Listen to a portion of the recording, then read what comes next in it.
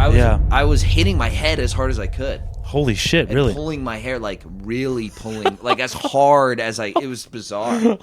Pulling the hair out of my head, hitting my head, like hard. And my friends are like, "What the fuck?" Like they're all on ass. They're like, "Ah, he's not. What the fuck?" And I'm like, Bienvenidos, mis amigos. Ladies and gentlemen, it is about that time. It is time to Tony. This episode is with the hilarious comedian, Mr. Christoph Jean. Christoph co-hosts a podcast with Luke Touma called Rough Week. Rough Week is a fantastic podcast, one of the best out there, if you want to know the truth. This episode is up on my YouTube as well at The Tony Wellens, so please go subscribe to my YouTube at The Tony Wellens. Please follow me on Instagram at The Tony Wellens, and share time to Tony with your friends and family. And enjoy this episode with Mr. Christoph Jean. this is very like. Luke was like, I went to a thrift store with my girlfriend, and I have these. I got some old Milwaukee's. I got some old PBR. And, old Milwaukee's Best or whatever. And I think one's a Miller High Life. I kind of think the pull tabs are a cooler look. The what? The pull, tabs. That's right like here, when yeah. you rip it open like a can of cat They're food. way cooler, yeah. Yeah, I think it looks cooler than the little, than the little crunch down. That is such a Luke buy. Yeah. But it does create less litter. He is a big drinker, that guy. Yeah, he's a fucking drunk. Do you think he's actually a drunk? No, he's not. He just likes to have a lot of beers. Christoph I think he's Jean. sober now.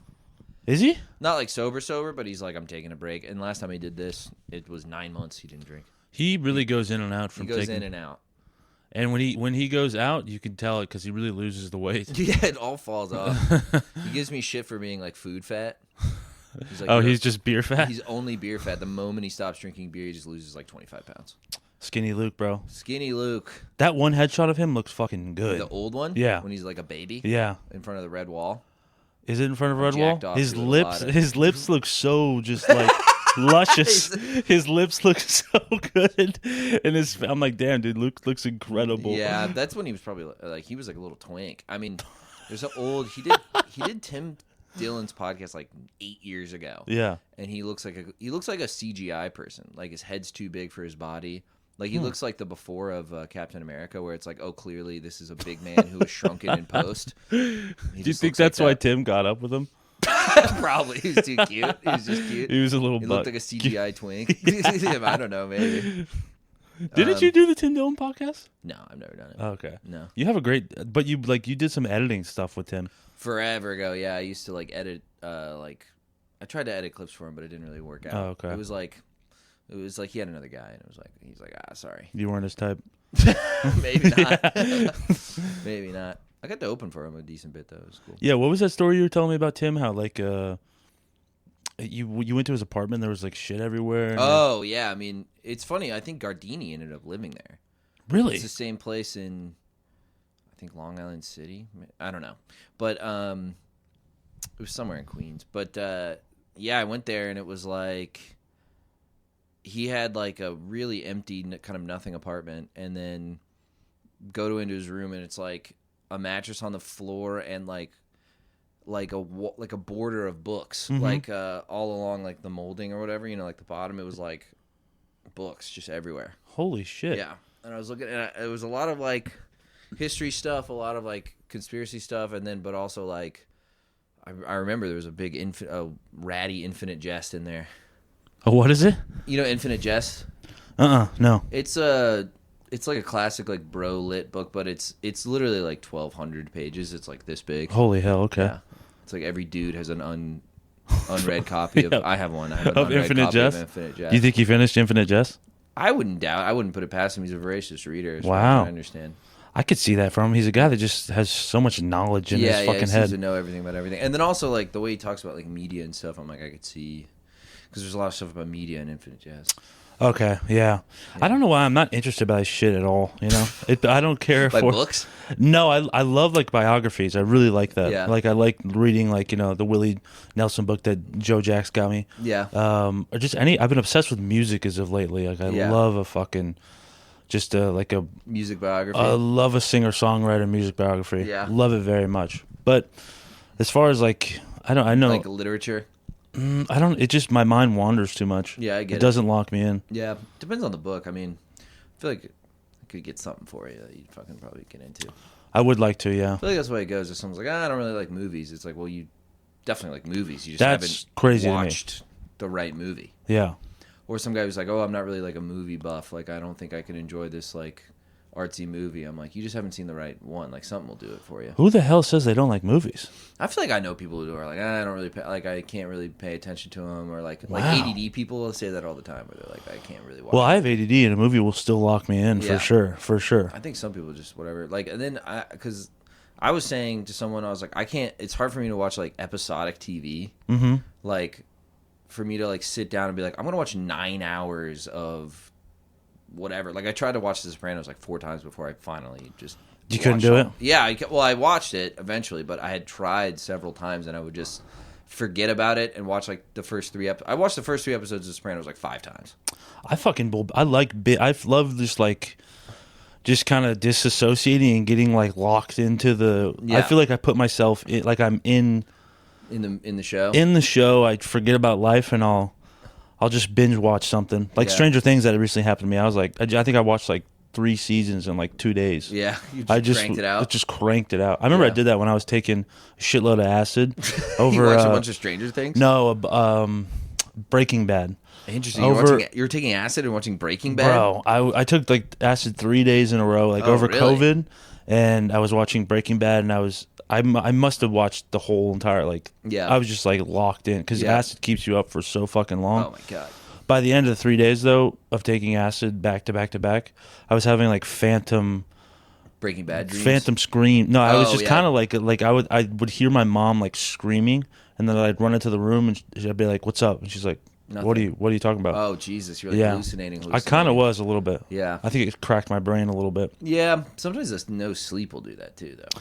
It's like True. you probably slept like 4 hours over the course of 3 days. True. I did like a bunch of Molly over a weekend once, and Yeah. I started hallucinating at the end, but like I think it was sleep deprivation because I did Molly. It was like a 3-day music festival, and I calculated I was like in the 3 days, 3 nights that I was at this music festival, I slept for 8 hours, and I was like, you can't, Bro, you it's can't brutal. do that. Well, it was like 2-3-2 or whatever. Jesus. Whatever. No, 2-3-3 or whatever. That's what like the big coke guys that I've worked with. Oh yeah, They'll tell me after like 4 or 5 days of just being literally will hallucinate. Yeah, I was They're- hallucinating. I was on the drive home. It was at Bonnaroo in Tennessee.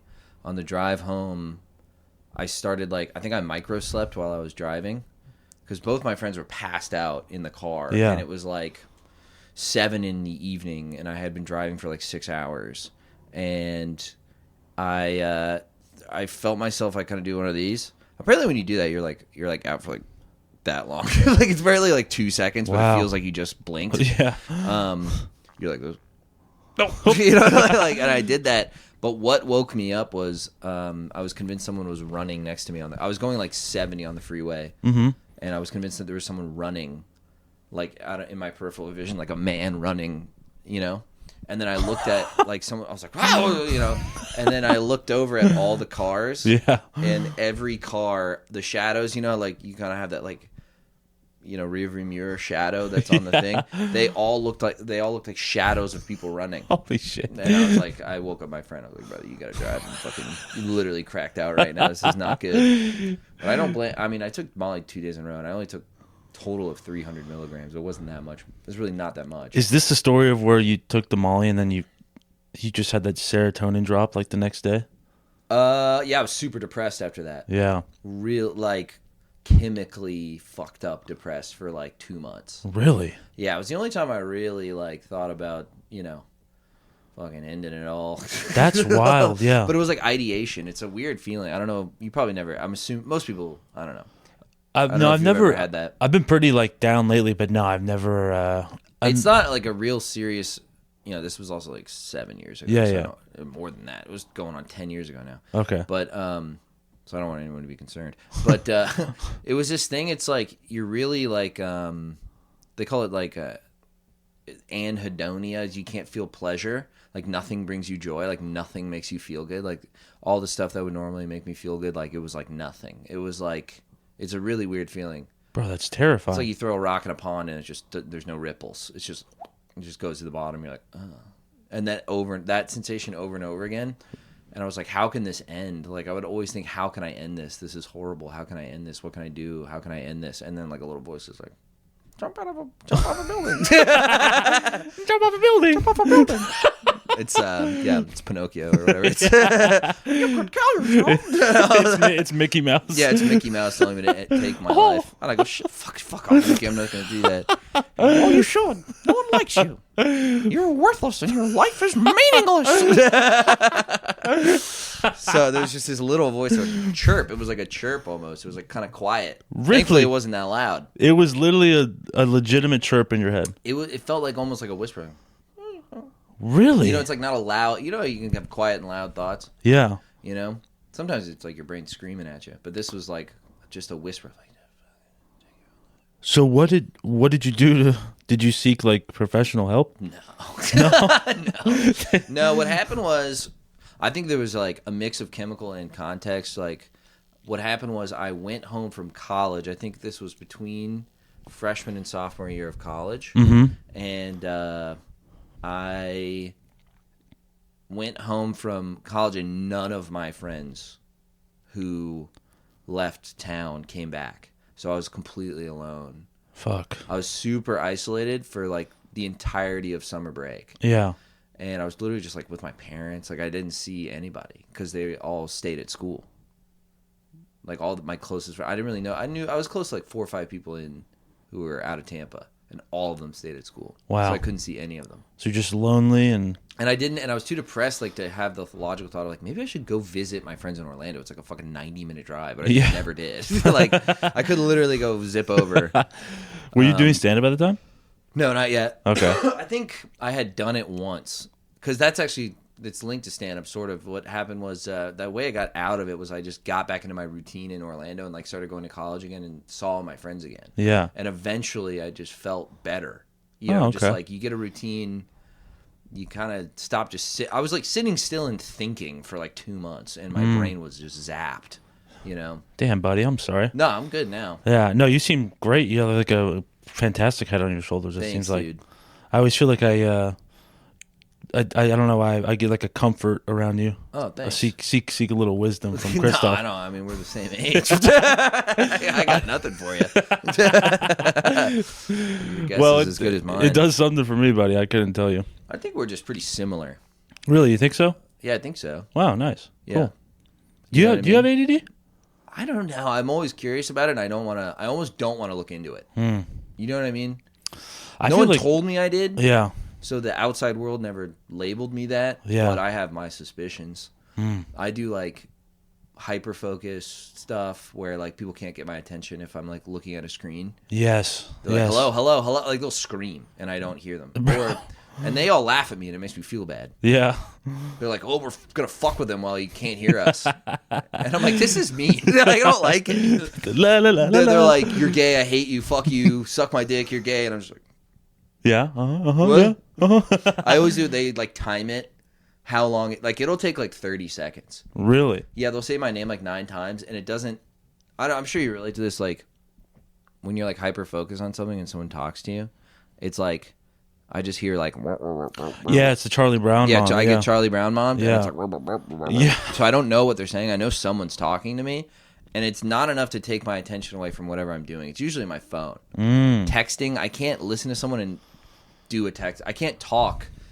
I can't have a conversation and text a different conversation at the same time. Dog, that's what I learned when I was like, running the cruise and stuff. I'm like, I can't Billy would say something while I'm texting. I'm like, you got to give me a second. Give me a fucking second. I can't hear you. I don't know what the hell you're saying.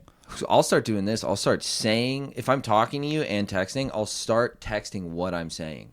It's really weird. Huh. Like I'll be like, if I'm trying to text my girlfriend, I'm going to go to the store later and I'm talking to you about baseball. I'll just be like, baseball is a fun sport I'm like, what the fuck am I? Well, I feel like I say that out loud to let the person know that I'm texting another person. Yeah, maybe. yeah. Maybe I'll just do that just to be like, hey, yeah. I'm busy. I'm locked up at the moment. I do that when I lose shit constantly. I lose the dumbest shit.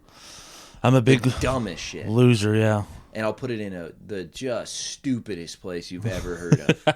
Like I did one where me and Joe were going to a gig together. This is when I lived in Florida and I couldn't find my keys. Yeah. and I scoured the house. I looked fucking everywhere. I was losing my mind. It took like 45 minutes. It took like an hour. Yeah. I found them. They were on top of the fridge.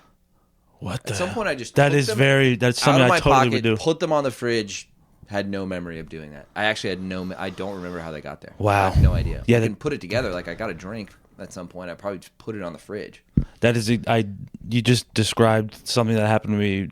I put the keys in a different spot than I usually put them. Yeah. And I'm like losing my fucking mind, running late. I'm like 40 minutes late to work. Yeah. And I had just put them on like a nail on my wall. And there, I mean, I was walking past them like hundreds of times, ripping my room apart, thinking about everything that is going wrong in my life, and I'm like, I'm a fucking mess. And like, what the fuck? I also, when I lose stuff, I make up a narrative that didn't happen, but for some reason that's my memory. This happened to me the other day. I couldn't find my glasses. Yeah. I'm like scouring. I'm like flipping over my mattress, like moving the couch, doing crazy shit. And I had done a podcast in here that day. And I'm talking to my girlfriend about it, and I go, well, I did the podcast, but I didn't have them in there. I know that. I'm like so confident. I have no idea where that comes from. I'm like, they weren't in there. That is a fact. I will never look in there. And my girl comes home from work. I've been looking for an hour. Yeah. She comes home from work and goes, you sure you didn't put it in the podcast room? I'm like, nope, no way, not there. I'm like digging under something. She goes, I'm going to go check. And she just walks, hands them. They were here. They were here my the whole time. God. And I was like, what? I'm like, what the fuck is that? What even is that? Do you do the thing where you leave the house and come back into the house and leave the house and every come back time. into the house? Every time I leave the house. Every time I do that. Every time. I sit in my car. I don't have my phone. Yeah. I go back. I grab my phone. I don't have my keys. I go back. I don't have my wallet. Yeah, bro. Every fucking time. I'll sit in my truck, empty pocketed, and go, I have nothing. I just don't have anything that I'm supposed to have when I go. Or when you go shopping, do you I never get, like, I feel like I forget something every single time. Well, I go in there and I forget what I came in there to get. Yeah. And I end up leaving, and I'm like, oh fuck, I didn't even grab a toothbrush. Yeah, like that's the whole reason I came here. The whole reason I went to AGB. I have sweet potatoes and broccoli and blueberries. I've done that before where I had I realized I knew at home I had all the stuff to make cookies except for like baking powder or something. And the reason I went to the store though was for paper towels, and I just left with baking powder and like nothing else. And then I like got to my car and I was like, I'm here for paper towels. Then I had to go back in. Yeah. I'm just like, Jesus, man. So I'm like, that feels ADD-ish, but I don't want to tell anybody. Like, I don't want to tell a professional. I don't want to get Adderall. I don't want it. I don't want it either. I really don't. I think I just overdose caffeine, and that's kind of how I do it. Caffeine helps you? Mm-hmm. I feel like caffeine lately has been getting my anxiety up like crazy. Oh, yeah, it does. I don't know where I've gotten this it's a balance. Anxiety from, bro. Yeah. I just like am such an anxious lad lately. It's just crazy. Yeah, I mean, you've always had a little bit of that. I know. As long as I've known you. I guess I never realized it though, you know? Yeah. I'm a huge fidgeter. I'm a huge, like, I can never sit still. Yeah. My mind is always wandering off on something else, and a huge ruminator, but lately, that's like, anxiety. I know. No, that's what that is. I know. Yeah. I just don't know how to sometimes. That's why I had to stop smoking weed. Cause bro, my mind would speed race and my heart would bump out of my chest. I can't do it. I called the cops on myself at Austin's Coffee. Oh yeah, you told me about that. And I would like, you were like, my heart's racing. I'm like, I'm having a heart attack. Yeah, I'm having a heart attack. And then I kind of like calmed down, and then I'm like hiding from the firefighters, and they're like walking inside of Austin's Coffee looking for me. Have you seen a scared man? We're looking for a real fraidy cat. Which is nothing worse for your anxiety than being surrounded by a bunch police officers. You're just in the bushes in the coffee shop parking lot, like you're in Nam, just looking through the trees. I totally get that. I almost called him. I had 911 dialed on my phone from acid. Oh really? I thought I died, but I think it was like a temporary psychotic thing, like a acid-induced psychosis type of thing. Yeah, for sure. Yeah, it was really bad. I mean, it was really bad. Really, you just felt like you were like slipping into another realm, leaving your body. Well, I kept having the thought loops. What's that? Like where it's a interesting like weird phenomenon where like your memory's not right, like your short-term memory isn't right, and you get the same thought and you don't remember that you just had it, or you're kind of aware that you just had it but not really, you know, it's not like in your fucking head, and then it's like a logical progression and it becomes like recursive. So like this is what happened.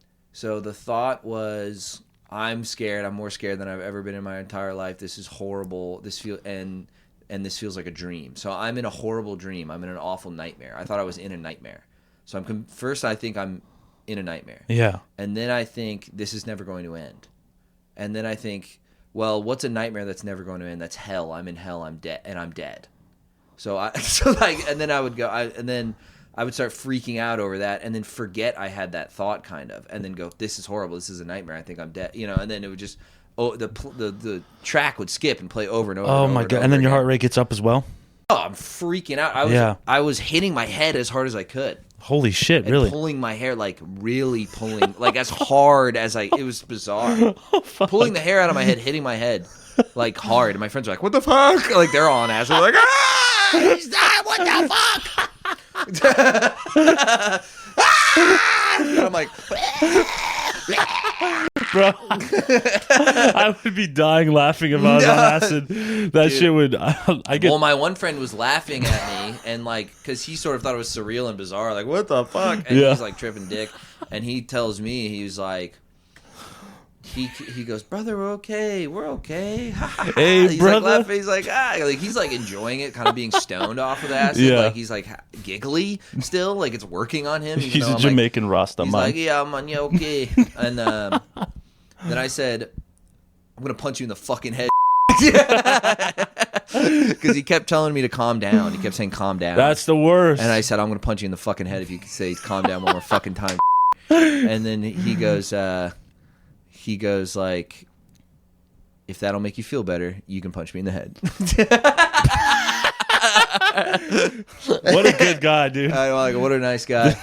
So did you punch him in the head? No, I never punched him in the head. Oh, man. It just over time, it just whatever.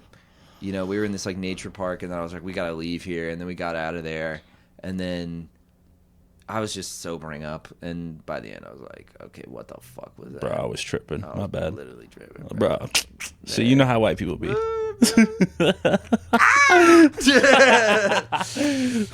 white ass can't handle this shit. But yeah. That's great, dude. That's a fucking fantastic. Could you take his name out? I feel bad. Yeah. Yeah. Yeah, take out his name if you don't mind. Yes, I will. I appreciate it. I'll learn how to do a bleep on this. Yeah, I'll show you. You use Premiere? I use DaVinci? not Final Cut. One of those. CapCut. I use CapCut. Okay, just go to it and just take out the little audio. Yeah. segment. I'll show you how to do it. It'll be easy. When does this come out?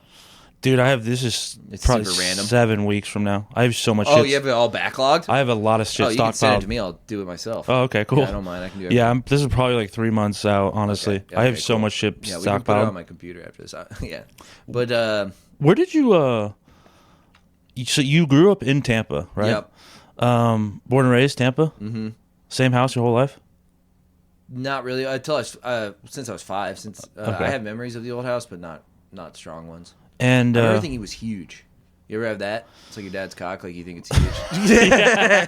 yes. But you were just small. Yes. And then I remember driving past it as like a teenager, and I was like, oh, it's like a normal house. It's like a Oh, really? typical house. But to me, I was like, I thought my room had like 20-foot ceilings or something. Huh. That was like, in my head, I still remember it. I had like animals, like cute animals on the wall, like Yeah. the wallpaper, and I remember thinking they were like fucking 3 stories high. Wow. Yeah. No, I don't. My house was actually, I think it was, my house was bigger than what I thought it was at the time. Oh yeah. I was like, this is a small house. Because I think we grew up in a really nice area with a lot of, Rich motherfuckers. very affluent area, yeah. Yeah. And it was like a 5-bedroom, 4-bathroom house. That's a big one. It was like 2,800 square feet. Yeah, it's huge. It's pretty fucking big, yeah. Pretty big, yeah. Yeah, with the pool and everything. Nice. That's how you grew up? Yeah. Nice. It was crazy. My growing up was nuts because I never realized how crazy it was at the time. But like, I watched that, like, we had like that white picket fence family, and then fast forward to like it was just me and my mom in the house in high school, and my mom was fucking losing her mind, and I was just bringing friends over all the time, smoking weed, selling weed out of the house, yeah. and the pool in the backyard was. We didn't take care of it all to the point where it would turn like algae green and tadpoles. Yeah, yeah. Like king frog tadpoles. Yeah, I've seen 'em. And we would throw pieces. Me and my mom would smoke weed in the back porch and throw bread into the pool. Watch the frogs eat it? Dude, and it would, I mean, like 2 loaves of bread would disappear in like oh, yeah. a second, and then sandhill cranes would start to come in, and the neighbors were like, "Get these fucking crackheads out!" Because we have it's like HOA and everything, Yeah, of and course. they fucking hated our guts. Yeah, I can see it. It was like this beautiful home that just kind of started to become like a little dilapidated. Yeah. The yard was shit and everything, and Right. What I'm guessing your dad and your sisters are older, so they moved out. yeah, they were gone to college. Dad was with the other wife. Yeah. Mom was losing her mind. Yeah. And we were just taking over that. It was basically like a frat house. Yeah. There was no stability in my high school years. Yeah. None at all. Which it was fun, but it was looking back. Was she, I'm having a tough time with the divorce?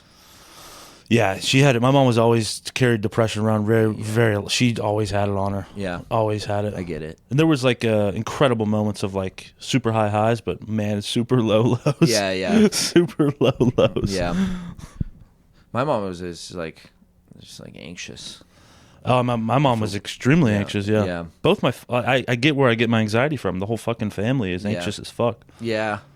On my mom's side, it's a little more prevalent. I don't know if people on my dad's side really, but they're ADD. They got I think that's where I got that is my dad. Yeah.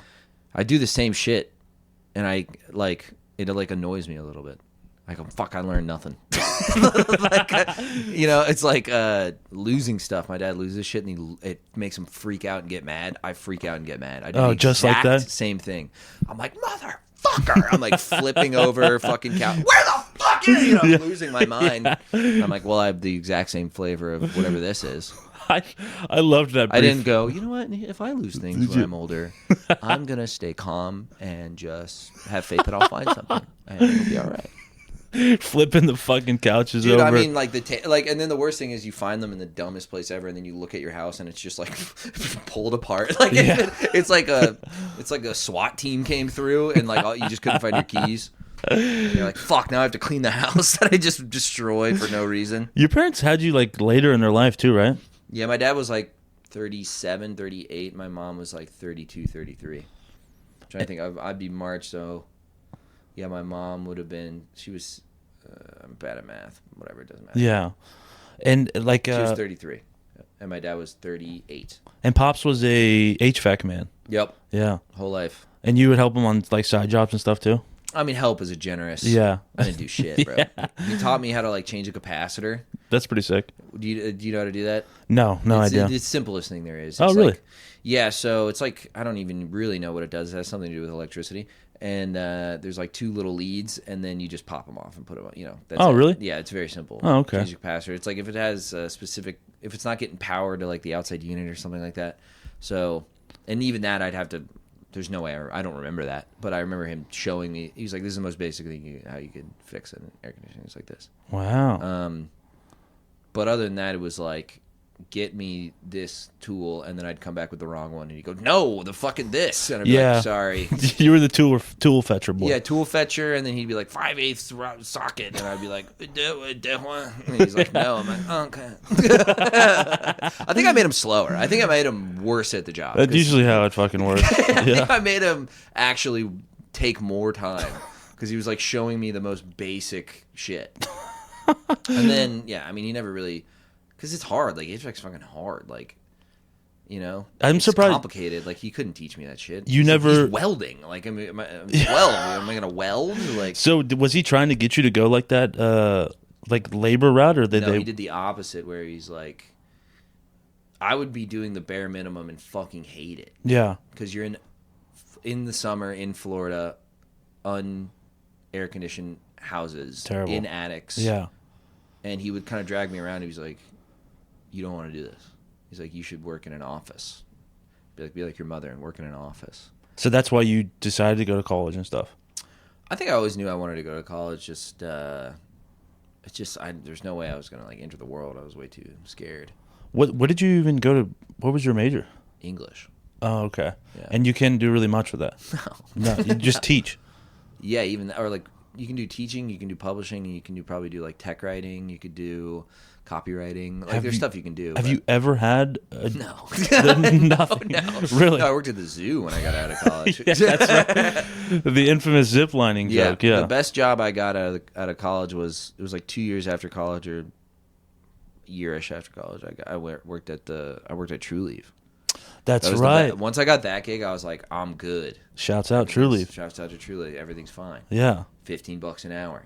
Let's go. I'm fucking. Hey, the step up from Universal was like 11. Universal was rough. Sucked ass. Terrible. You worked in the heat. I worked outside. Okay. Well, what did you do at Universal? Carnival games. Fuck. Simpsons Carnival games. Simpson Carnival games. Terrible. Yeah. And like, brutal. Did you ever work around people who were like, "This is the best job"? Oh my ever? God, the little freak dorks about it. Oh, Oh okay. my God, hell on earth. You can ride the rides on your brakes. Did you ever ride the rides? Fuck no. Really? No. You didn't care to? No, I would like just vape. Yeah. Just like sit in a bench where I thought no one would find me and vape. Were you smoking? Was this weed stuff? Were you smoking weed then? That was probably right around when I stopped.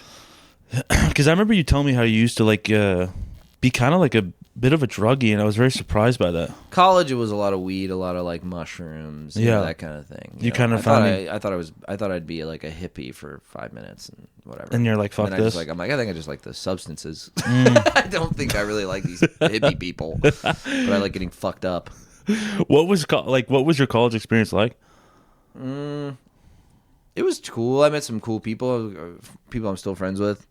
A lot of drugs. I think, it's like I went to a state school and I got an English degree, so like I could be pretty damn tapped out with actually learning. I didn't learn very much. Yeah. I read some good books. That's it. Did some writing. It really wasn't very involved. That's where you started stand-up though, right? Yeah, I started stand-up at UC while I was attending UC. Where was the first spot? The very first was Oh, fuck. That sucks. I forgot. Natura. Natura? Natura. Natura? Natura. Natura? Natura. Natura. Mira, papi. Hola. What the hell is Natura? You don't remember Natura? No.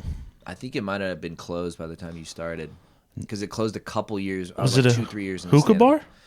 It was, yeah. It was a college hookah lounge bar coffee shop thing. You remember the bar Public House in Orlando? I do. Eric Feeling ran a show there, Yes. right? Okay. Next door was a place called Natura. Okay. Was it a lot of Hispanics? No. It was just called Natura. I don't know why. Maybe the guy who owned it was Hispanic or something.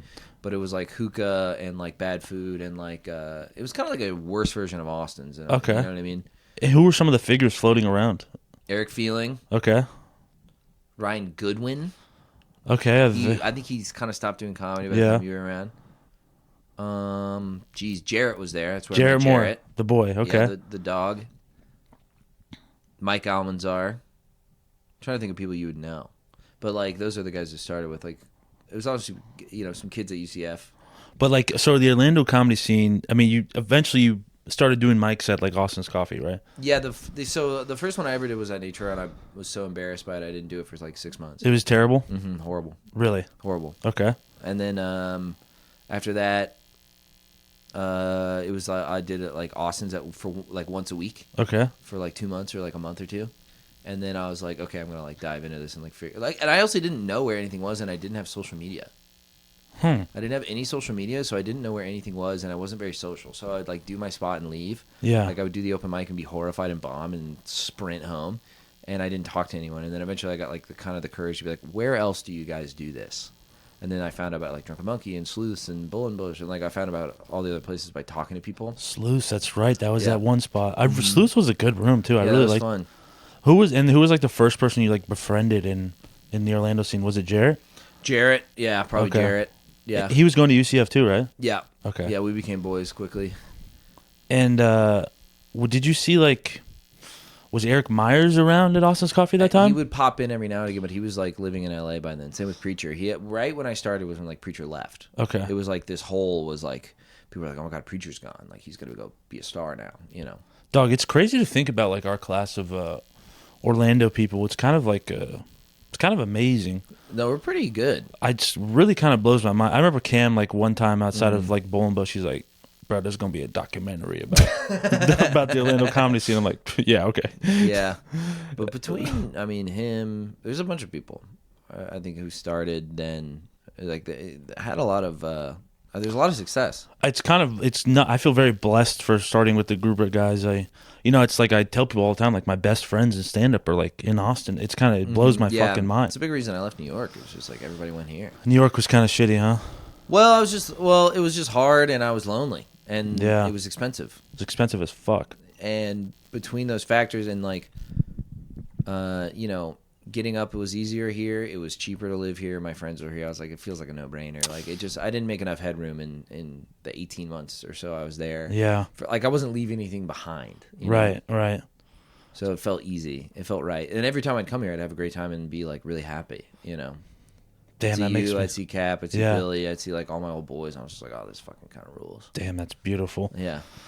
Where was like your first time? Like, where was like your first like breakout set? Like in not like a breakout, but like your first like, damn, this is the first time I crushed ever. I don't remember. I mean, I had like, it's tough to say. I remember I was like 7 months in, and I got like a spot. I got like a 5-minute spot at the Improv in Orlando. Okay. And it was like this random showcase, and there was a lot of people there, and like my mom came. It was like a big deal, and both my parents came. It was funny, and I had a good set, and my parents had never seen me do stand up. Yeah. They just knew I was doing it, and then my mom was like, "I'm so proud! Oh my God, you're so funny!" And like gives me like a big hug, and then my dad was like, "Good, okay, that was good. All right." I'm like, "What are you nervous about?" And he's like, I go, "What do you think of my set?" And he's like, "I didn't really listen. I was just looking at everybody else." I was like, "What do you mean?" He was like, "I was just really scared that you would suck and everyone would hate you." So he said he didn't even look at me. He just kept looking at everybody else. That's hilarious. I was like, that's really funny. Who was the 5-minute spot for? It was just some showcase at the Improv. Oh, it was like just like Ken plus 10 or whatever? Yeah, something like that. Okay. And eventually, like at some point, when did Mark Gagnon come around? He was there before me. Really? Yeah, he was there before me. Wow, okay. He had like bopped around open mics for a year or two before I started. So I knew him. I started knowing him through Austin's. When did you start to like settle in Orlando? Because I feel like when I came around, like you were very, not like established, but like... I could get booked. I could do showcases. Yeah. I was doing the bar shows. I was doing the thing. Do you ever look back and you're like, you looked at these people, you're like, dude, that guy's like such a pro, and you're like... He's a legend. And now I'm like, some guy. What the fuck? What did I? Of course. Why was I so scared of scared of this guy. This guy. I was so worried about this guy. Yeah. What he thought of me.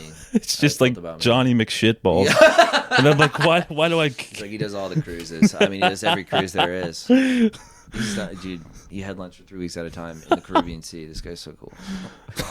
Well, it's because you want it bad. You just go, this guy's a professional. Like, I'll do anything. I'm also so dumb, dude. I was so naive in hindsight, like what I thought it would be, like what level of success I would achieve in the amount of time I thought I would achieve it in. Yeah. So I was like 20, 21 when I really started doing it. And I go, well, when I'm 25, this will be my job. Like, I don't have to worry. Really? Yeah, I was like, because I thought about day jobs, and I was like, I don't even have to worry about what that is, because as long as I can get by until I'm like 25, 26, that's when I'll be like a pro. That's when I'll just be on the road making money. Like, dead wrong. Just dead wrong. When you started at that time, though, there was like a possibility to be like a feature act, though, yeah, right? that was a thing. Okay. Feature acts were a thing, and I thought by the time I was like 4-ish years in, I could do that, and then it just kind of eroded. Like, it was pretty well established that you could do that. Like, I remember people going who were like, the class ahead of me, they would go to, I forget where it was somewhere in Ohio, and they would audition to submit avails to the Improv, like to the establishment of the Improv, and you would submit avails, feature avails, for the country. And people just go middle for someone in Poughkeepsie Improv, whatever the fuck. Really? They would just leave him. Yeah, I knew a few. I'm pretty sure Finnerty was doing that. Wow. It was like you went to Ohio, you auditioned. Certain guys were all passed this way. They wouldn't get a ton of gigs this way necessarily, but some would be like favorites of the Improv, and they would like travel doing improvs middling. Wow. And they'd go make $600 in where the fuck, Tucson, and then come back. And that was how they made their livings. And they were just like poor feature acts living out of Orlando. There was a few. Wow, okay. And so I thought, okay, I'll do that. I'll eventually do that. And then that stopped at a certain point. And I go, oh, fuck, well, that's not an option. What completely stopped it? Was it just the... I think people started really bringing, like, I don't know. I just think that just the gigs dry up. I think just, like, people just bring their features now. Like, no one's looking for a middle act, really. It's pretty rare. Yeah. It's almost never. What was, like, the first, like, did you have, like, this... You're like, this is my time. Like, who was like a guy who's like, you opened up for or whatever? Like, what was like your first like? Do you know that's something like I'm a little like tight about? I don't know. It's like I never got that. And I feel like other people got that. And I'm like jealous of them. Really, you feel like you never got that one time? Like you never like I know a connect with a host. headliner. They'd get their phone number. We'd be buddies, and like they'd offer what they could. But it was like I'm just kind of shy, I think, and I'm not like I don't make big impressions. I don't think. Yeah. So like I'm kind of fly on the wall because I'm too scared of like making a negative impression that I kind of make no impression. Right. And then what happens is they go, all right, see you later. And then they don't speak to me, and I'm like that's not their fault or anything. I'm not like mad at them in particular, but I'm just like I kind of. It can spur on like self-loathing of just like, man, no one liked me enough to like make me their full-time opener, that kind of thing. So now I'm waiting on fucking one of you freaks to get from I'm on the Captain Wright, Captain Wright cruise. Dude, that would be an ultimate dream come true. It would be beautiful to, I don't know, years from now if that can, if that really happens. That would be like the Captain Wright cruise. I mean, it'd be incredible. It'd be like, sponsored by Whippets. Sponsored by fake Gucci and Whippets. Remember when we did his show? It was like his graduation show, like his graduation party. We did it at his house. Captain's? Yeah. Oh yes, at his house. That was incredible. We did it for children. Yeah. It's like a Make-A-Wish. We did it for children. Yeah, we performed for children. I remember when Captain first came around, I was kind of like, yo, who the fuck does this kid think he is? Really? Yeah, but That's then funny. I was like, this kid actually rules. Yeah, and then I like Captain kind of right away because he was just like a freak little zoomer who was just being like kind of dumb. Yeah, no, I'm full of energy. I immediately was like, yo, this is incredible. He's such like a great guy to be around. He really he makes me laugh so fucking Captain's much. so funny. I do funny. worry for him at moments because I'm like, he's hitting the sauce and everything a little. He's partying a little too hard. But I feel like he's here for a good time and not necessarily a long time. Which maybe it's that. I also think you forget. I forget how old Captain is because I met him when he was 16 years old. Dude, I know, so it's crazy. Oh no, he's 22. I know, it's nuts. So he's a baby. When I was 22, I was like so stupid. I mean, unbearably. Bro. Not in his way, but I was stupid. Stupid. So he's got like a better head on his shoulders in a lot of ways than that is than true. I did. Like he's way more mature and like that is very true. Reasonable about stuff. Yeah, looking back. I was. I mean, I had like brain damage. I had like CTE for from like fucking 14 to like 25. I think I had like acute brain damage. Really, from what? I don't know, dude. I was just like smoking a lot of pot. I was confused. I didn't know anything. Everything I felt like I was doing was wrong. I was really total like. Puberty brought on a lot of anxiety, and I didn't really know how to handle it. Yeah, I feel that too. I hit the drugs way too fucking hard. I wasted so much time at Mike's just getting high, and that was like... Yeah, at least you're at Mike's, though. It's like, dude, I did that shit in college. I had no fucking idea what I was doing. 18, 19, 20, I was like, what the fuck? That was a fucking... Waste of money? No, thankfully I had, like, parents help me out, and I had a decent scholarship and stuff like that. Yeah. So, like, I don't have any debt.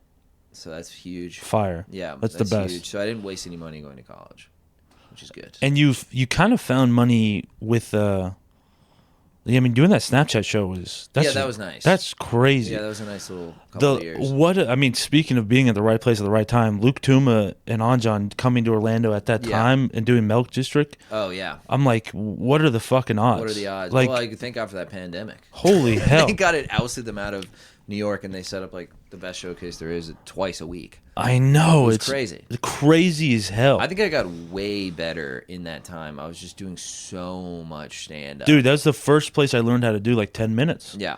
Luke blew my mind because he was like the first guy I ever met that could do like 15 minutes of just pure crowd work. Oh yeah, he would be. And I was like, this is insane. Around. Yeah. He's like he knows everybody in the business. Uh-huh. I'm like, who is this guy? Like, where did he just drop out of the sky? He really did from New York. I mean, I credit some of the success to like that's where Cam really fucking cut his teeth too. Like I remember when he crushed and they're like, yeah, come back every single week. Like do this every fucking week. Yeah. It was funny too. I was talking one time me and Luke were booked on Cam's show at Vulcan here. Yeah. And Cam do whatever the fuck he wants. It's his show, whatever. But he did like 25 minutes. He's like he's just crushing. He's just like obliterating. And like he was in the lineup. He was right before so Luke was next. Yeah. Doing like 8. And so Cam just murdered for 25 minutes and then goes, man, this next guy, man, if you fuck with me, you fuck with him. I remember this. He's the greatest guy I've ever met. He's an incredible comedian. He's gonna fucking destroy. Bro, this my big bro. He taught me everything I fucking know. Y'all ain't ready. Like he's like hyping him up so much. Yo, chill. He's like, Luke Touma, everybody just eat shit. They think they're gonna meet They think Richard Pryor is about to come up. Yeah. He's like, hi everybody. Look at that shirt. No, I remember Cam being mind blown when Luke took him to like do like a guest spot in like Bonkers or something. Some room in that comedy club in down south. Naples, off the hook. And Cam was like, "Yo, this is crazy." I wish I had I think if I had more of Cam, also Cam's unbelievably talented. Yeah, and there's people with his same mindset who suck. Yeah. So it's hard, but I wish I just took a grain of it, because it's so funny. It's almost like this thing where you go. There's this kind of underlying positive assumption about yourself. I think his confidence is what I'm describing. Yeah. But or faith. He has faith in himself. An immense amount of faith. He has a personal faith in himself. And he had it the moment I met him. He's like, I'm going to be a comedian and this is step one and everything's going to go great and I'm going to be a big name and everyone's going to really like me. I never felt that way about myself ever. Never. I feel like he gets if I could just get one laugh. I feel like he gets it from his his dad was his dad being there for him, I feel like did a tremendous amount.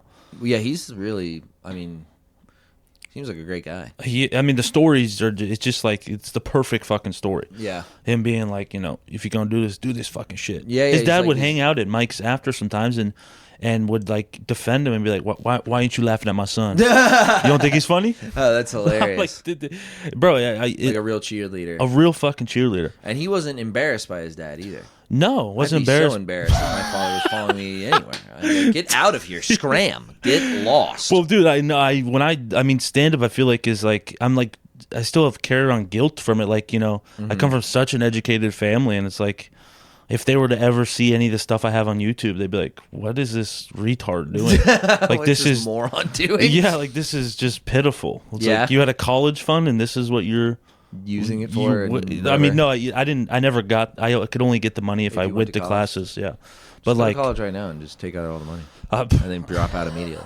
I love how whenever I'm sad, that's what my mom used to be like. She's like, "You should go back to college." Did you go? I went to Seminole State for 9 days. No, I went to Seminole State for 2 years. Oh, really? It was a complete waste of time though. I was just getting immensely high before classes and not paying attention. Did you pass any classes? Yeah, I would. Yeah, I passed. Did you get classes. an associate's? I was two classes away from getting associates. Yeah. Go ahead. Sorry. And then I just was like, "Nah, I'm gonna be." I chose stand up for better, for worse. I'm like, this is just what I'm gonna do. Yeah, that's kind of how That's kind of how I felt just in general about giving a real effort at a solid source of stability and money and just a real career. Yeah. I was I would have these thoughts I should when stand-up was going bad or I was feeling bad about myself, I would look into careers. You ever do that? Never. I would look into be what's a high school teacher make in Florida? What if I went back and got a master's degree? What would that do? If I was really out of it, I'd be what's my, so and so friend of mine is making money doing this. Maybe I should look into that, when I was feeling bad about myself. But I never really tried anything. This is the only, it's I'm stuck with this now. I know. And sometimes I do I'm where is this going? But yeah. It has gone somewhere at this point. I feel like you've done a better job for sure. Well, you have less time in it than me too. Not much less, but 4 years. Really? How long have you been doing stand-up? I've been doing stand-up for 7 years now. I was doing stand-up 10. Oh, really?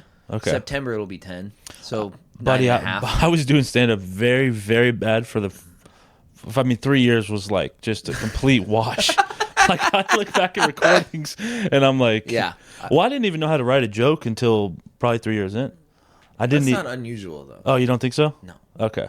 Who's good who's 3 years in? Nobody. Cam Patterson. There's 3 guys, and they're all two of them are Cam Patterson. Yeah, I know. It's fucking Norm Macdonald. It's these are ridiculous people to compare yourself to. Yeah, I know, right?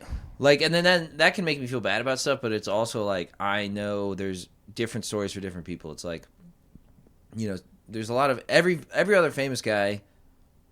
Some guys were like totally precocious and insane. They were just like the moment they picked up the mic, they were awesome. Yeah. But other people like didn't figure out shit till they were like Like Louis didn't figure out shit till he was 40. True. Bird didn't figure out shit till he was in his late 30s, I think. Oh, you know? wow. And some guys got stuff and never figured it out, but they were like immensely talented, you know, and they didn't. It didn't really work. Like there's all these different shit. There's all this different shit going on. Which I necessarily don't want to figure it out because do you feel like you know yourself as a? I feel like you know yourself well. Or, like, I don't know. You don't know? I don't know. I don't think so. Like because I mean I always am like I don't even know. People try to like ask me to describe my stand up. I'm like I don't know. Oh yeah, that's an impossible question. I don't even know. I don't know. So like how does anyone answer that? Well, I don't know. I feel like some people know their voice. I just tell them like the 2 jokes I'm working. That's what I did last time. I'm like, I've been talking about Waymos and jerking off. That's what I've been doing. I'm like, that's what I talk about is Waymos and jerking off. I'm immensely done with I want to get done with the sex stuff. I'm trying to talk more about my life a little bit. Yeah, me too. I feel like I have so much shit that's happened in my life where I'm like, why don't you talk about this? This is very interesting. Yeah, sometimes things are interesting but not funny though. It's True. Like and then I wonder if like I think about this too is like, does a good comedian just find what's funny about what's interesting about their life, or do they, you know, it's probably both, you know. There's a Venn diagram. It's like it's got to be interesting and funny. It can't just be interesting. Yeah, it's a good I don't know, good middle ground, I guess. Because there's a thing that's like something can be funny and it's not really that interesting. Yeah, and you can sort of jazz it up on stage, or something can be interesting and you can like add punchlines into it, you know. Well, you're kind of hopping on this wave now where you're like I don't know if you're just talking shit, but you're like, you said you're done with jokes. Oh, yeah. Is that just shit talking? This is a bit. Okay. But, like, I mean, partially, I think I'm just, like, leaning more into being loose on stage and improvising and doing crowd work. Dude, the loose is the way. I fucking love really, the loose so much. My best sets, it's like I'll do 10 minutes and do 4 minutes of material. It's like 6 minutes of it is improvised or the fucking best. Yeah. Yeah, so that's when I feel good because I'm usually doing the best. Like, there's a pretty one-to-one. I don't know. It's tough. Sometimes, like, a new joke's exciting. Certain things are exciting. But if I just do 10 minutes and I know that 10 minutes is pretty solid and it goes really good, I'm like, okay. You know, I don't really get a buzz. Yeah. I get a buzz from, like, thinking of something the moment I'm on stage and I'm just talking about it and it goes good. I'm like, oh, my God. And then you try to repeat it and it doesn't work. And you're like, oh, well, that was just for that and that's it. It was just in that one moment riffing. Yeah. Which is great. Yeah. That's why it's like the best live thing there is. I know it is a fucking good. It's a live thing. It's a live fucking thing, It's a live bro. fucking thing. Do you think Christoph Jean is a bad name for stand up? Yeah. No, do you think it's a bad name for stand up? I should be Chris Too Funny. Chris Too Funny. Chris Too Funny. Chris He's Stupid. Chris the Comic. Do you think you're Chris saying So Crazy? Chris So Crazy? Chris So Crazy? Chris So Crazy? Chris So Crazy. Come on. I'm already picturing the flyer perfectly now. With that one... There's like 12 other black guys on the lineup. And me. For some reason, it looks like a Haitian nightclub. You notice White Boy Crazy. White Boy Stupid. I like White Boy. I could be White Boy Stupid. White Boy Stupid. God, I wish I could have a tour. I would name it the dumbest shit. If you had it towards the White Boy Stupid tour. White Boy So Stupid tour. White Boy So Stupid tour. That's pretty good. Do you think you're staying in Austin for a while? Yeah. Like to end all be all? You think you're gonna set roots here? Yeah, pretty much. Really? I don't see it working anywhere else. So yeah, and I'm like trying to integrate into like a network of like podcasting. You know, it's like, and it exists here. It really does fucking It exist. exists other places, but I've done a lot of work to get into this one, and so I'm gonna lean into that. And what was it with like? Was it just too difficult in New York? Yeah. I mean, it was just like, this is like the example I always give is like I vented to my friend who had been in New York longer, and he was doing better. He's just doing better in the scene than I am. Yeah. And I said something in fact like, I've been here like over a year, and it's like if I bust my ass I can get up once or twice a week. And he's like, dude, that's good. Holy shit. And I was like, he's like 2 book shows a week, 1 book show a week, that's like pretty good for someone who's only been here like a year. And I was like, bro, I'm losing my mind. Like I was it's spoiled coming from Florida doing like I could do 10. Yeah. I would feature. I would do fucking 30 minutes on the road and do 4 shows. It was like, and then I come there and I just couldn't do stand up. like to the degree that I wanted to do it. Damn, that is fucking brutal. The open mics had people, like in Florida, the open mics were just comedians and the cost only money and the only reason you really went to New York was to be with Luke, right? To do the podcast. No, I mean I wanted to get out of Orlando. I thought Orlando was kind of a dead end. Like you can't really, there's no one, whatever. There's that kind of thing, But but it was. I mean, you had started Rough Week before moving out to New York, or no? Okay.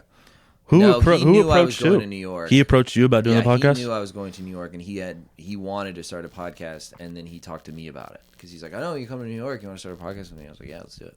Dog, if there was a way to put money into like stocks for podcasts, I think you guys have like one of the best ones out there. Thanks, dude. I appreciate it. The riffing is just unbelievable. It's thanks. like the dynamic is incredible. I'm really excited it's working, dude. It's going great. I mean, I couldn't be. You make money from it too? Yeah, a little bit, not a ton, but that's still sick. We got the Patreon up. I mean, how many subs on YouTube? What's the Patreon? Patreon.com/roughweek. Like 8,000. That's fucking sick. But every episode gets about 1,500, and I'm like, that's great. That's incredible. That's awesome. Yeah, that's really we sick. Have no guests of nobody, no person who's doing better who can draw people in. Yeah, 1,500, like guaranteed. Wow. I'm just like, that's great. Yeah, and you guys get people from the mothership that pop in or whatever. And... Yeah, exactly. All that shit. It's like that's like the thing I can't leave. That's why I want to say roots here. It's just like I've done a lot. I've made a lot of progress, and I think it'll keep going. Yeah. The way I see it, it's like I can have like a solid podcast-y based career in like 5 years. Like I'll be fucking set. Really? But it's just gonna take a little while. Damn, that's gonna be. Do you think you'll always do stand-up, right? Yeah, of course. But that's what I mean. It's like the root of it will, like how people come to shows and all that shit. Do you guys think if it was like if you have it your way and you have a big fan base, would you tour together or no? Tour separately? Maybe. I mean, I think if it makes sense. Have you done any live Rough Week, or would you ever do that? Yeah, I'd do that for sure. That's sick as fuck. Yeah. Yeah, I do all that stuff. I mean, it's just like now it's not we can really move tickets now, but cut to several years from now, we'll cross that bridge when we get to it. Did you ever try to do anything with your following? Because I feel like at one point you had like. Yeah, I tried a little bit. I mean, not seriously. It's like I came here in 21 maybe, and I sold like 25 tickets. It's not bad. You did that at the old East Austin. Mm-hmm. Yeah. And then they probably sat 40 or 50, and so it was sold out. Like between my following, some friends I knew who lived here, and then the club's like built-in thing, we sold it out, which is great. Yeah. But still, it's like, I mean, you're looking at 40, 50 for a one-nighter. It's like, here's $500, and you're like, great. It cost me $400 to get here. It's like, and I did it in Florida a little bit, but. Where'd you do it in Florida? I went to Fort Lauderdale and Tampa, and I did pretty good in Tampa, and I did pretty good in Fort Lauderdale. Nothing crazy, I know I sold like 12 tickets in Fort Lauderdale, and like also Florida's my hometown, so it's kind of biased, but 100 people ended up going to the show. It's Side Splitters? Mm-hmm. Dude, that's fucking sick. So they're built-in audience, a bunch of friends and family, tons of friends and family, and then, like. I remember I didn't like get anyone specific, whatever, but I remember a table of 8 dudes was there just from the Instagram. I was like, that's great. Really? Yeah. Yes. So it'd be like if I went to like a major market, I could sell like 15 tickets, like at the peak of it, That's like the plan later down the line, huh? Yeah. Eventually, it's like make that 100 and do a one-nighter. That'd be awesome. Have you been approached by anyone at the mothership for like management stuff or anything like that? Like, have you? Nothing. No, not really. When does that even happen? For you? I think it's like a networking thing. Like I know friends with managers who I could be like, "Hey, can I get that?" But I don't really see the utility of it right now. Does it do anything? You think? Yeah. If you're touring and moving tickets, or if you want to do like figure out like the road and like maybe kind of papered rooms and that kind of thing, they can set that kind of shit up. But to me, I'm like, I think my time's better spent in Austin. Just like, gigging around. Gigging around Austin, I can make the same amount of money and be doing the meeting people thing. Yeah, it's a good way to look at it because you probably really do make about the same amount of money when you factor in travel and all that stuff. Oh yeah, you don't make any fucking money. Yeah, it is a terrible thing whenever you travel. Maybe I should do it for like the sake of like clips and content and crap like that. But I'm almost like I could just film my sets if I wasn't lazy. I should film my sets, Yeah, that kind of thing. What's been like the craziest night at the mothership where you're like, this is insane. This is so much fun. I don't know. It's a good question. I'm trying to think. Honestly, dude, like fucking, if you get the right mix of fucking just door guys and like friends and stuff, like just doing the afters at Mitzi's is like so much. It's just ridiculously fun. It's like kind of absurdly fun. The afters at Mitzi's is very fun. If it's like the right crew and like, you know, all your boys just end up there and you're like, what the fuck? You just get fucking drunk and you're like, yeah. And then like Post Malone is in the corner or something. Maybe. I mean, I don't even notice. I mean, I don't know. It's just like, I try to, like, if Post Malone's in the corner, I'm not talking to Post Malone. Yeah, of course. I'll leave him Post alone. Do you see, like, the famous figures that walk in there? Like, did you see Tarantino when he was there? No, I didn't see Tarantino. That would have been sick. Do they guard it off when people are like that are in there? I think so. I mean, I don't know. I don't know. It's tough to say. It's like, I think they kind of, you know, they end up on that VIP and then they, you know, they're in that balcony and then that's it, you know? Yeah. They see the show, whatever. They're not like, who are you? Like they're not trying to meet the guy, you know, doing 10 in Little Boy. They don't. They're like, what's your name? They just don't give a fuck. Yeah, it's like whatever. Yeah, which I mean, makes sense, but yeah, I mean, and I'm really, you know, that's the thing too. Is like I'm afraid of bothering people too much. Maybe too much. Maybe I should be more I want to be more outgoing or something, but I don't know how to do that. I don't. I think it's for certain people because the first time I ever did the open mic at the Mothership, Cam had got me on, and he goes, "Go talk to Adam Eagle right now. Go talk to him right now." Yeah. And I'm like, "No, I don't want to." He's like, "Bro, go talk. Bro, I didn't get you on this for you to not talk to him." Yeah. And then I went up, talked to him, and I was like, "Oh, hi, I'm Tony Wellens. I'm Tony Too Funny." And he's just like, "Okay." Yeah. And I feel like he's forever looked at me as like a fucking just like, who is this guy? I'm sure he sees a million open micers. He doesn't, you know what I mean? He doesn't harbor specific resentment for anybody. But like, I had this very similar thing where I did good on the first one and I got a call back, but I was visiting from New York. Yeah. And I told him I was only there for that Monday, so I was like, yeah, I'm like, you know, it was like, I forget what month it was, but it was like 3 or 4 months before May, because I remember I was like, oh, I have another trip planned for May. Yeah. And or I think I was already planning on moving, and I was like, I'm moving here in May. And he was like, okay, just come and do the cruise show when you move here in May or whatever. And I told Cam that, and he was like, what are you doing? Just stay around. What you going back in here? What the fuck are you talking about? He's like, he knows you now. You gotta go. What are you talking about? Like, he was like, you fucking up. And I was just like, am I fucking up? And I'm like, it's fine. I have the thing booked. Yeah. Like, leave me alone. Like, you gotta get it back in there right now. I was like, I'm sorry. His advice sometimes is very, very. Well, he talks to you like you're him. I know, and I'm like, I'm not you. I'm like, no, you're him. I'm not him. I'm not. Yeah, trust me, brother. I know what I'm playing on, you know. Playing it cool a little bit. It's like a guy who, like, you know, gets drafted to the league out of high school and is like, bro, you just got to hit 9 home runs. Just hit 9 home runs in 2 days. What are you doing? And you're like, I'm like, I got a great bunt. Seeing I single. You know, I can't do any of that. I can't do any of that shit.